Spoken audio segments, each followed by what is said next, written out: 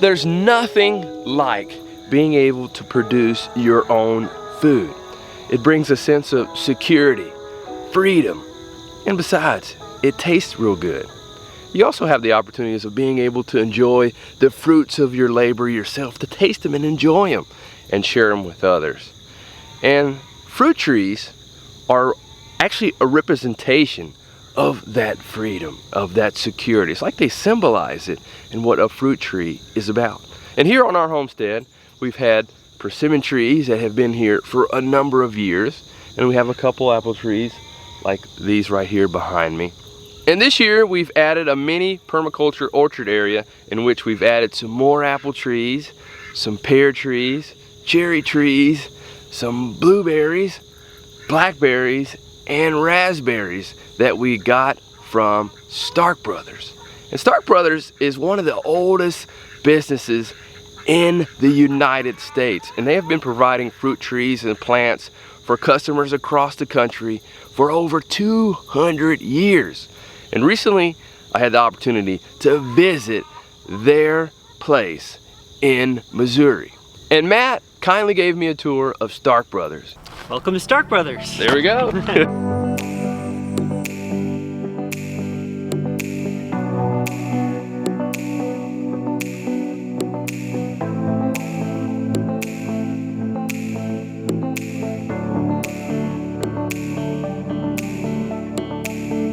And we first started off in the office area where he shared with me Stark Brothers' rich history. Matt shared with me a number of interesting facts about Stark Brothers, but one of my favorites was when they acquired some of their land early on that former President John Quincy Adams signed off on the land grant himself. So this land grant to James Stark dated November 1st, 1827, signed by John Quincy Adams, president. Wow. And here's the Quincy Adams there. Sadly, as is the case with many businesses who go on, they eventually sell or have to close or have a change of ownership. Stark Brothers remained open throughout this 200 years, but they have had a number of changes of hands in the ownership. In the mid-90s, Stark, the original family, the descendants of James Stark, the last generation was ready to move on, and the next generation, I guess, wasn't interested in carrying the torch. So Stark Brothers sold to Foster and Gallagher, which was like a conglomerate, and they owned a whole bunch of other companies similar to Stark Brothers. And that company, they went bankrupt and left all of their subsidiary companies like Stark Brothers kind of high and dry. And the staff here wasn't sure exactly what was going to happen. Are they losing their jobs? Wow. Is the company shutting down? And so they basically did lose their jobs, at least for the summer. And but the key staff knew that if they ignored the trees out in the fields and whatever, if someone was to purchase the company and keep it going, that they needed to keep those crops, or else they wouldn't have anything for the customers. So a good number of staff volunteered their time through the summer to take care of the crops and make sure everything was good to go. And then the current owners purchased it that fall, and they were able to keep going without really, the customers didn't really probably know. Which is awesome to those people who stuck it out, cared that much about the company to sacrifice a lot of their time without paying. Our current owners, Cameron Brown and Tammy Bear, purchased the company in 2001.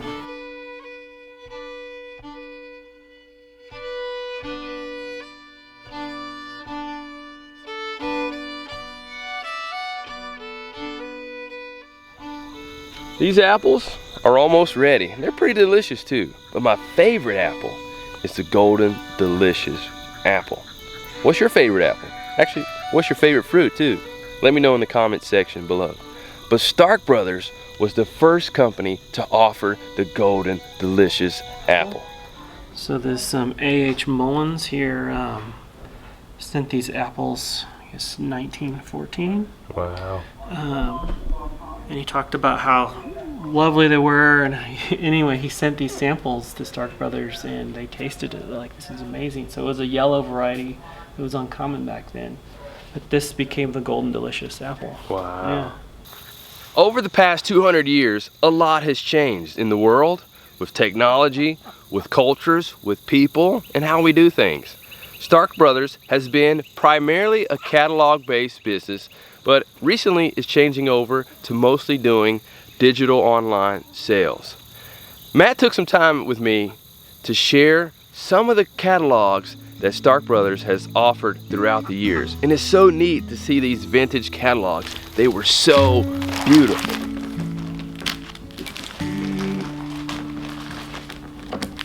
One of my favorite apples right here. Let's see what year this is. 1922.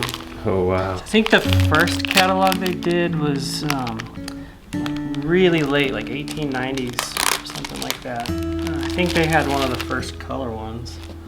But 1922. So it's just interesting to see what has changed through the years in terms of what the seeds that we've had. Just pages and pages.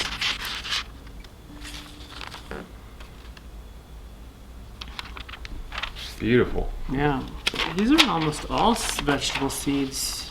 I was looking to see where the fruit. This one may be all vegetable seeds.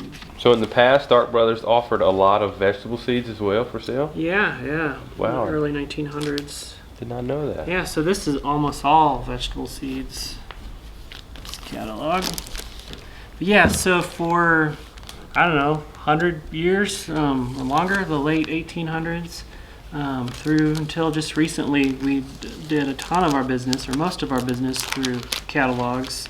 And this year, this spring was the first time Stark Brothers decided not to do a mass mailing of, hundreds of thousands of catalogs out to customers. People's purchasing styles are more interested, e-commerce shopping is much easier.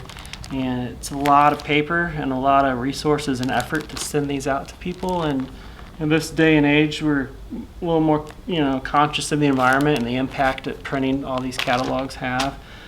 So some people are nostalgic and they miss them, but from a shopping experience, the website always has had way more products available and a lot more information to help people learn how to plant them and what their growing zones are and what diseases and pest controls are appropriate for the different plants. So website's definitely a better shopping experience. Anyway, let's look at a couple other. This is labeled World's Fair 1904 Stark Fruit Book. Not too often I get to see a 100-year-old catalog. We've had the bear logo for years, many years. Wow. So we get through the apples, and then we move into plums and peaches.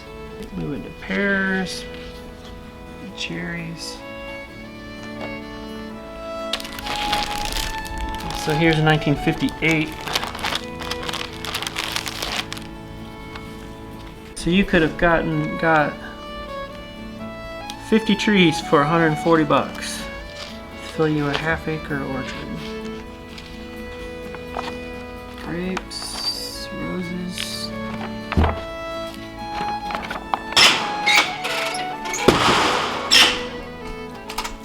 After touring the office, we next went to the area that they grow their peaches. Used for peach seedlings, so they'll basically grow the peaches, let them fall, and then take the seeds on the inside. There's a whole process of drying them and processing them, and then they'll plant them as little seedlings, and they'll grow, I don't know how many inches tall, and then at some point they will chop the bottom off. Those are rootstocks, and then they'll put a specific variety on the bottom. But this year we had, I think, 3 early frosts or late frosts. I think the third one pretty much did them in. So we didn't get a lot of peaches this year at all, unfortunately. These are all scion orchards up here. So motherwood for plants that we would propagate. So they'll come in and take the top, I don't know, couple feet off of these trees, and then that'll be scion wood that they'll then propagate. Either they'll bud or graft onto rootstocks that have already been growing. And for those of you who aren't familiar with scions, A benefit of doing a scion with a rootstock is you could take that rootstock that's already growing in your area that you know grows well and take a scion of a different plant, a different tree, a different fruit tree, and graft it onto that rootstock to get the fruit that you want to get. Just trying to plant a tree of a particular fruit, it may not do well in your area, but adding it to a rootstock will help increase the likelihood of it surviving and you getting the fruit that you want. One of the things that I wondered with the frost that they had earlier this year is how it affected them as a business.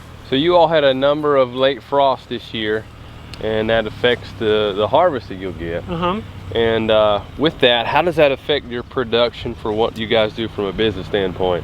Does that have any bearing on? Yeah, it has a bearing. Certain varieties, it'll be harder to grow as many, peach trees as we want. And then we'll try and source, seedlings or basically the peach seeds, the peach pits from a separate vendor and see what we can get. But normally if we can grow a lot of these peaches and take the pits and process them and then grow them ourselves, we'll just obviously have a much better harvest, better crop. But yeah, we just have to look to elsewhere. And as far as maintaining, how much maintenance is done on a regular weekly basis, or? Being in IT and marketing, I really don't have the day-to-day operation stuff, but I know they come out, they will mow, they'll spray for diseases and whatnot from time to time. At certain times of the year, they'll come out and basically harvest the scion wood. But on a week-to-week basis, I don't think it's that much. I think they kind of just let them grow. And on your website, you offer a number of materials that can help customers as far as spraying and different things like that, and techniques that you can use. So we call it the growing guide, but for every major plant variety, there's a section on the website that has step-by-step. So what varieties to plant, when you're preparing to plant, whenever in your space, your yard would be a good spot for it with respect to sun and your soil.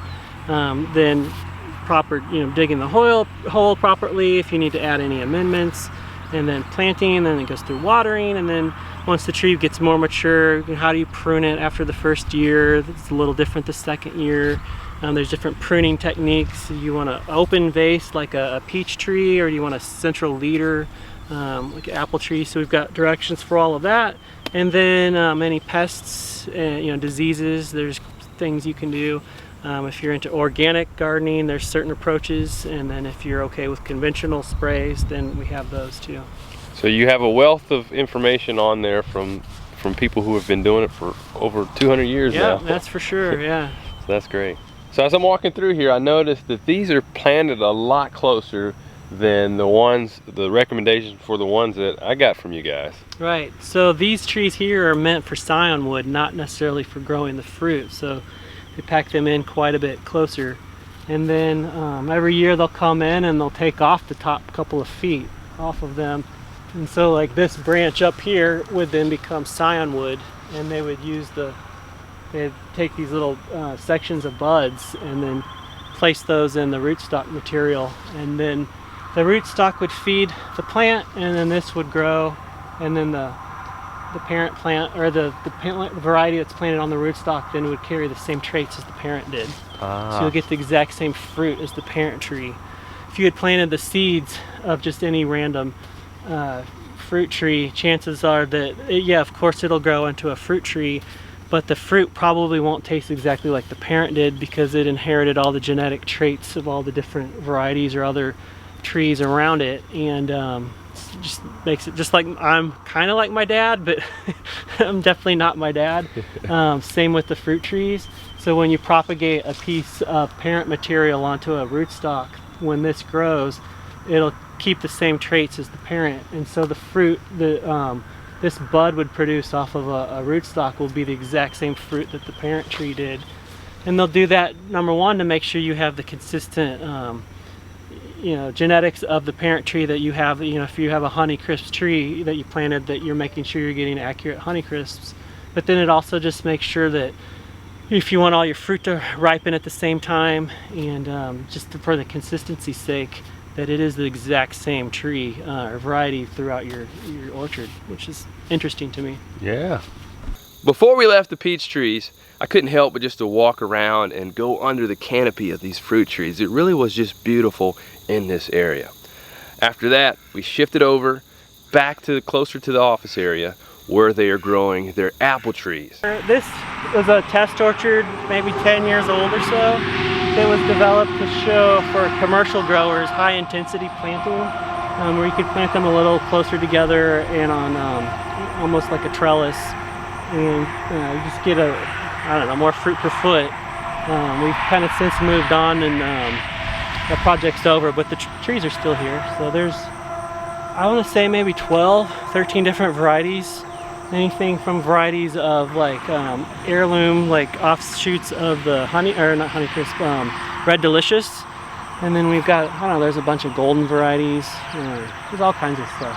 I can't remember exactly, but I think this one was a descendant of the Red Delicious. And the original Red Delicious were, I don't know, the ones you get at the grocery store are like, I don't know, they just taste like cardboard to me. They're kind of white and like bland. The heirloom ones are really sweet, and the texture is much better.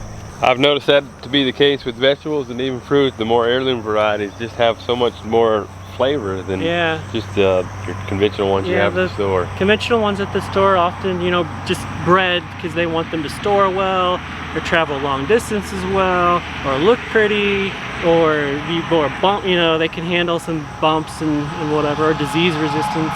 They don't care quite as much about flavor and fresh eating, which is always amazing when you can grow this stuff in your backyard, how much better it is than at the grocery store. We had on our property an old pear tree. It was heirloom. Best pears I ever had. Storm came through and killed it, and we lost it. But that's a bummer. They've yet to have a pear that's close to it. Yeah. We've got across the river the Scion Orchard for pears, and we'll get fruit on those. And there's it's Chojiro Asian pear. Those, of all the pears I've tasted, those are my favorite. And really? Get excited. It's probably another 6 weeks or so till they're ready to pick. And wow. I'm looking forward to going over and getting some of those. So we're at the beginning of August now. When do you think that these apples will be ready for harvest?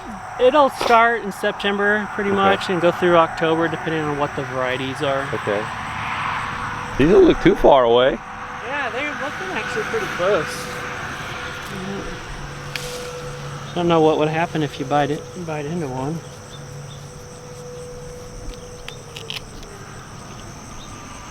Still a bit tart. Still a bit tart. But it's reminiscent of a Red Delicious for sure. After looking at and tasting some of their apples, even though they weren't ready, we next headed down and met up with another one of their staff members, Don, at the place where the founder raised his family. And they had up to 17 people in this tiny house here. Amazing. The story is, this is the original cabin that our founder, back in 1816 or whatever it is, brought over. Him and his, the story is was what, 9 children that lived in this cabin? The story I've heard, it was up to 17. He had 17 kids. So this was reassembled here, not relatively speaking, not too long ago, back in the 50s, like I said, relatively speaking. But that's the original cabin, and we maintain it and take care of it. And, wow, it's a pretty neat little structure.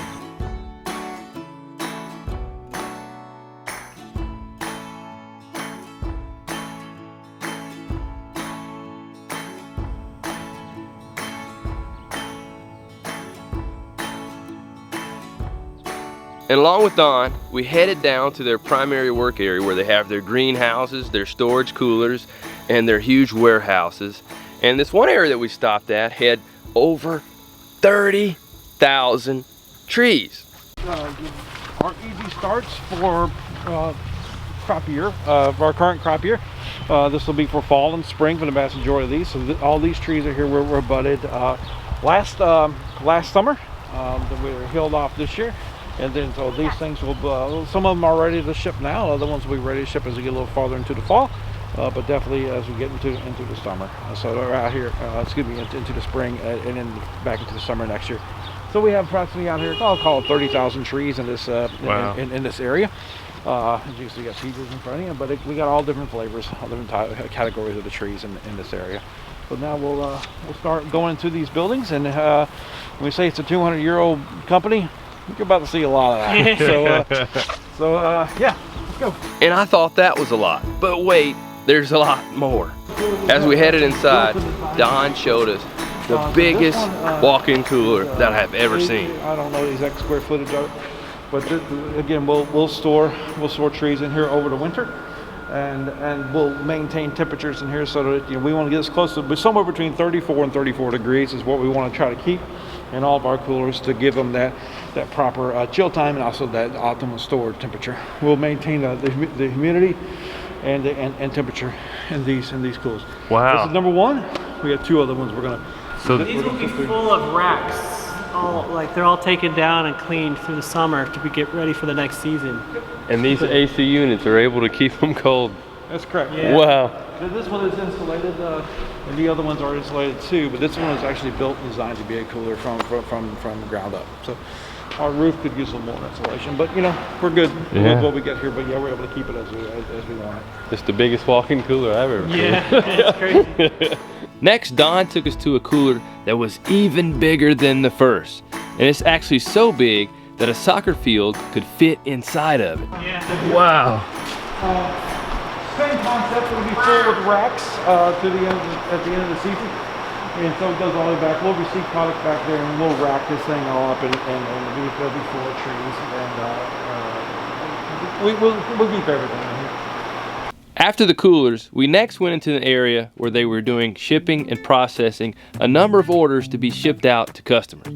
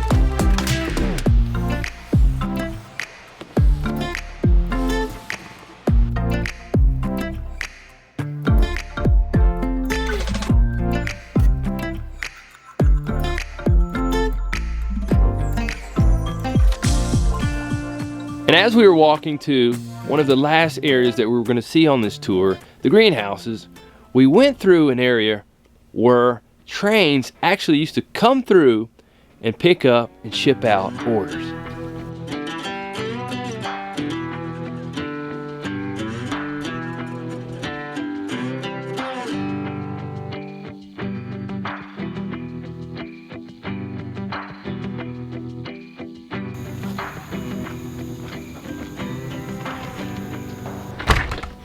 And let me tell you, it was amazing seeing all their different greenhouses. It was like they had greenhouse after greenhouse after greenhouse after greenhouse after greenhouse, packed full of just fruit trees and different plants that they have available. Well, if you're talking about greenhouses and full of plants, you have to be talking about Stark Brothers. Oh, yeah. Because it was such an awesome experience. And being in those greenhouses, they had everything, all different kinds of trees, from pecans and pawpaws and pears and apple trees. But then they also had roses and hydrangeas and figs and just almost anything that you can imagine. Strawberries. It was just like plants everywhere. And Matt mentioned that there's over 300 different varieties that they offer, and that there was over 200,000 units that they move in and out of that place. It's pretty amazing. It's crazy. Yeah, and I must say, I was blown away by the magnitude of the operation that they have there. It's much bigger than I thought it was going to be.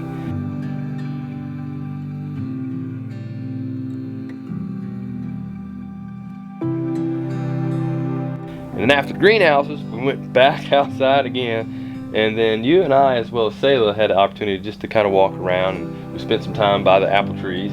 Yeah, the commercial apple trees that they were growing, it was really neat to see some that were just growing straight up, and some had tiny little apples and others had big ones. It was just neat to see all the different varieties out there.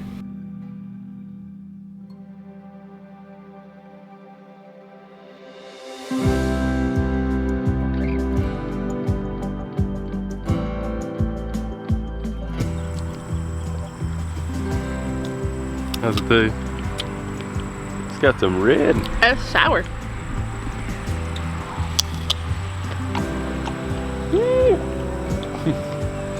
Your turn. Keep that away from me. It's actually good, actually. Almost like a sweet tart candy or something. What? I'm gonna say I like it. Yeah. At first it's like, I've definitely had stuff more sour than that. that's good. And check out right up there how all these are growing. Just straight up, more vertical. But all the fruit that is on there is amazing. So if you're looking to get some fruit trees this fall or spring, whenever it is that you're watching this video, we highly recommend Stark Brothers. They have a history, they've been around, and they offer really good quality products. Fruit trees, shrubs, and didn't even know it, flowers and things like that, Yeah. like roses.